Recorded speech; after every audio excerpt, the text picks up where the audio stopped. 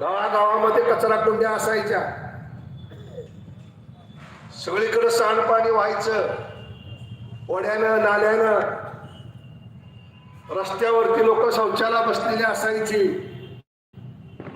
जसं एखादं खेडं असतंय तसं हे पंढरपूर होतं. पण तुम्हाला हे माहित नाही, कारण तुम्ही तेव्हा पाळण्यामध्ये होता. अशा या शहराला रूप देण्याचं काम स्वर्गीय मोठ्या मालकांनी 40 वर्ष आपल्या आयुष्यातली खर्ची घातली. 1965 साली पहिल्यांदा मालक या राजकारणामध्ये आले आणि 65 सालापासून 2020 सालापर्यंत जवळजवळ किती वर्ष झाली? 35 आणि 20 55 वर्ष या गावातला, या तालुक्यातला व्यापारी असेल, शेतकरी असेल, मजूर